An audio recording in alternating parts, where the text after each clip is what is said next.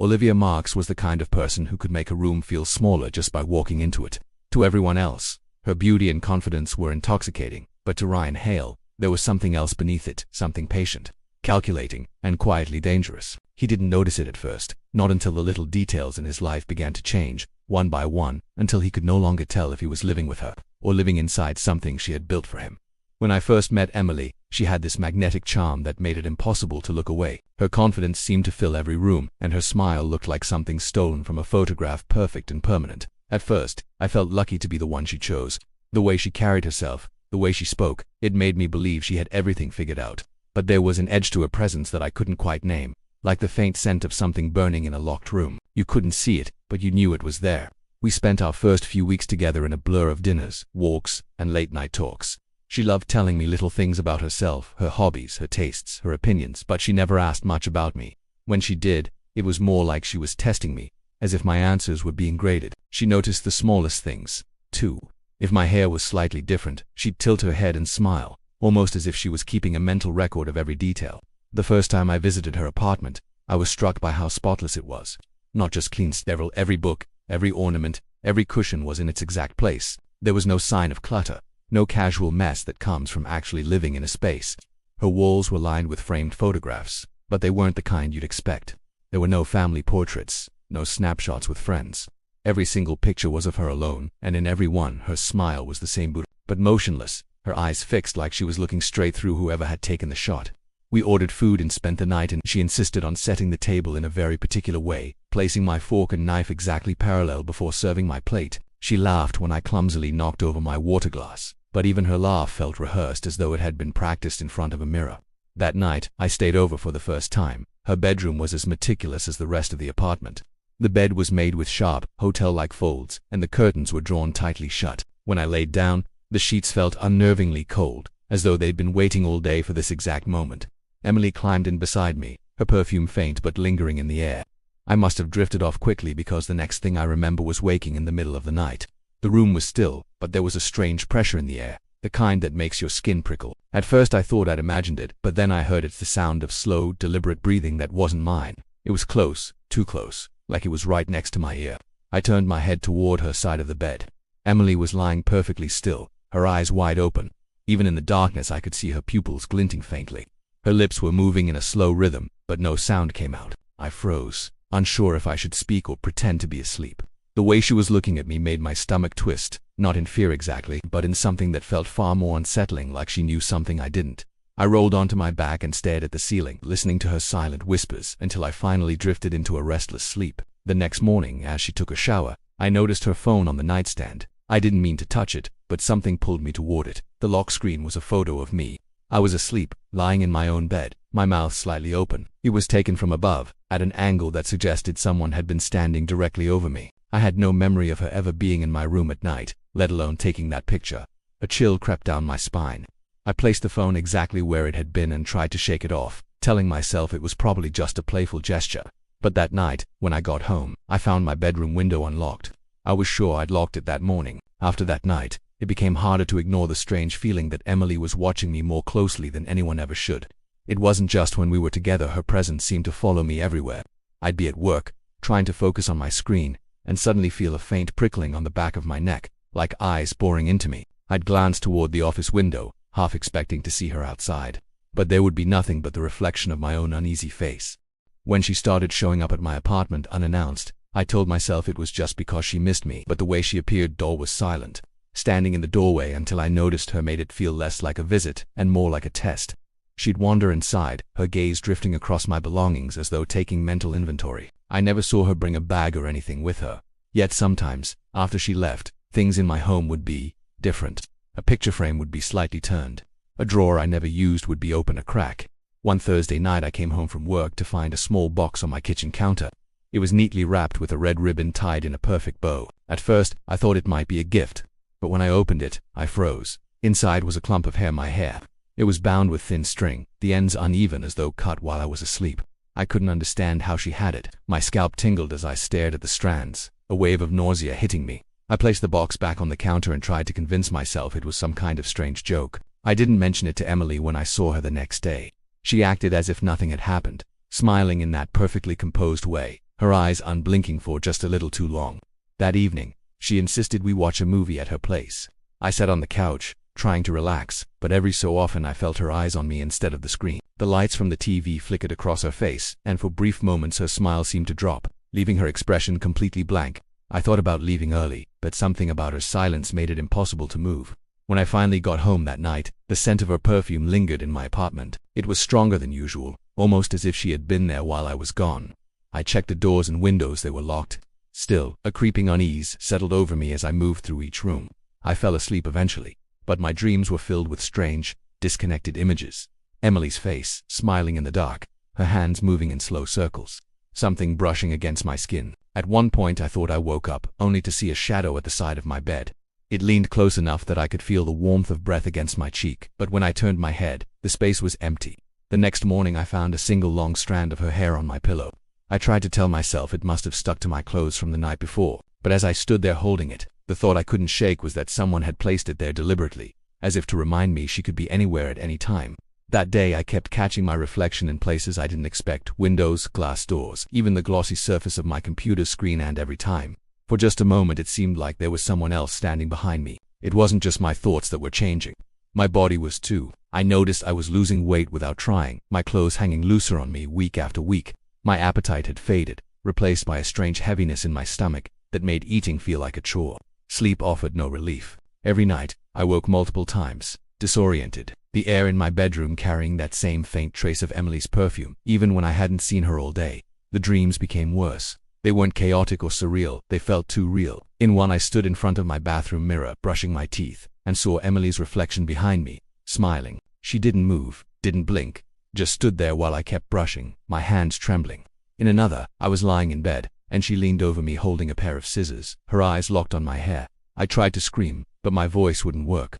One Thursday evening, after another exhausting day, I came home to something I couldn't explain. The front door was unlocked. I knew I'd locked it that morning. I always did.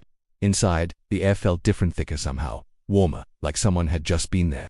On my kitchen table sat a plate of food, a perfectly cooked steak, still warm, with steam curling into the air. I hadn't cooked it, and I hadn't ordered anything. Beside the plate was a folded note in neat handwriting that read, "I know what's best for you." I didn't touch the food. Instead, I threw the note in the trash and left the plate where it was, the smell of the meat following me through the apartment like a presence I couldn't shake. That night, I fell into a deep, uneasy sleep. I dreamed I was lying in bed, unable to move. Emily was standing at my side, scissors in hand, slowly cutting through something again. I couldn't see what her eyes never left mine, and her smile was faint but unshakable. The sound of the blade snipping echoed unnaturally loud in the silence. When I woke, my heart was pounding. I reached for my phone to check the time and noticed something in the reflection of the black screen, a patch on my head where the hair was noticeably shorter. I rushed to the bathroom mirror and turned my head. There it was. A clean, circular section of hair missing from the back of my scalp, the skin pale and exposed. I tried to tell myself it was just my imagination or maybe something I'd done without realizing it, but the angle and precision made that impossible. Later that morning, as I was leaving for work, I noticed something even stranger. There was a small bundle of my hair placed on top of the trash can outside my building. It was tied with a thin piece of string, arranged almost like a gift. My stomach turned and I hurried away without touching it. The rest of the day, I couldn't focus. Every time I glanced around, I half expected to see Emily in the distance, just watching. At one point, as I sat at my desk, I swore I saw her reflection in the darkened computer monitor standing right behind me. I spun around, but no one was there. That night, I triple-checked every lock in my apartment, making sure every window was sealed shut. I pushed a chair up against the bedroom door and left the light on. But even with those precautions, I couldn't relax. Every shadow seemed to move when I wasn't looking. Every creak in the floorboards sounded like a deliberate step. When sleep finally came, I woke only once. It was to the faint sensation of something brushing lightly against the back of my head, right where the hair was missing. I didn't move, didn't breathe, just kept my eyes open until the first light of morning bled through the curtains. I decided to put distance between us, hoping that avoiding Emily would make the strange feeling fade. I stopped answering her texts, let her calls go to voicemail, and even altered my daily routine so there'd be less chance of running into her. But it didn't matter. Wherever I went, I saw her. Sometimes she was just far enough away that I could question if it was really her standing at the end of a grocery aisle, sitting in the back row of a bus, or waiting at a street corner. Her eyes always locked on me. Other times there was no doubt. She would be closer, unmoving, her expression empty until I blinked, and she was gone. One evening I came home to find the atmosphere inside my apartment had shifted. The air felt heavier, carrying the faint, unmistakable scent of her perfume. I walked from room to room, and nothing seemed missing, but something wasn't right. My bedroom door was open wider than I'd left it. Inside, the bed was made perfectly, as if prepared for someone important. My clothes, usually scattered around, had been folded neatly on the chair. But what caught my eye most was the small, framed photograph placed dead center on my pillow. It was me, asleep in my bed. My head was turned slightly to the side, my breathing slow and deep. But in the background, barely visible in the shadows, was a figure, Emily. She was standing so close to the bed that her knees touched the mattress, her head tilted at an unnatural angle, her smile faint but unmistakable. I couldn't recall ever seeing that photograph before, let alone taking it. I put the picture face down on the nightstand, but it didn't stop my pulse from racing. That night, I barely slept, lying awake in the dim glow from the streetlight outside. Every so often, I thought I heard faint scratching noises, soft, irregular, coming from the direction of the bedroom door. At first I thought it was the building settling, but when I gathered the courage to check in the morning, there were fresh, uneven scratches etched into the inside of the door. The marks were long and rough, as if made by fingernails or something just as small. I tried to imagine a logical reason for them, but nothing made sense. Why would they be on the inside? It looked less like something was trying to get in and more like something had been trying to get out. I started locking every window and door before bed, double-checking them twice. Still, the feeling didn't leave. One night I woke to the buzzing of my phone. My eyes were heavy, but I reached over to check the screen. It was a new message from an unknown number. When I opened it, my stomach tightened. It was another photo of me sleeping. This time the image was closer, my face filling most of the frame. But in the corner of the picture, barely visible, was a hand. Her hand thin, pale, with perfectly manicured nails, resting lightly on the blanket near my chest. I stared at the photo for a long time, my hand shaking. There was no sound in the apartment except the faint hum of the refrigerator. Yet the stillness felt charged, as if someone was standing just beyond the reach of my vision. The next morning I noticed the photograph on my pillow was gone. In its place was a single red ribbon, tied in a perfect bow. It was the same type of ribbon that had been on the box containing my hair. That was the moment I realized she was just following me. She was inside my life in ways I couldn't see or stop. The distance I tried to create had done nothing. If anything, she seemed closer than ever. I couldn't take it anymore. Every shadow felt like it was hiding her. Every sound seemed like her footsteps. My own home no longer felt like mine. I decided I had to confront her, to end whatever this was before I lost my mind. I still had the address she'd given me when we first started dating, so I went there early on a Saturday morning, hoping to catch her off guard. The building was old but quiet, the hallway smelling faintly of dust and cleaning chemicals. Her apartment was on the 3rd floor. I climbed the stairs with my heart pounding, rehearsing in my head how I would demand answers. When I reached her door, I hesitated for just a second before knocking. There was no sound inside. I knocked again, harder, still nothing. Finally, I tried the handle. To my surprise, it turned easily, and the door creaked open. What I saw inside made my stomach drop. The apartment was completely empty. No furniture, no decorations, not even dust outlines where things used to be. The walls were bare, the air stale. It looked like no one had lived there in months. Confused, I went downstairs and found the landlord's office. An older man sat at a desk piled with papers. When I asked about Emily, he looked at me blankly. "That unit's been vacant for over half a year," he said. "No one's rented it since the last tenant moved out." I tried to explain, but my words felt clumsy and pointless. He shrugged and went back to his work, as if my presence there didn't matter. I left the building in a daze, the morning light feeling colder than before. My thoughts were tangled, each one ending in the same impossible question: if she hadn't lived there for months, where had she been staying? Where had all those nights together actually taken place? When I got home, I knew something was wrong the second I stepped inside. The front door had been unlocked again.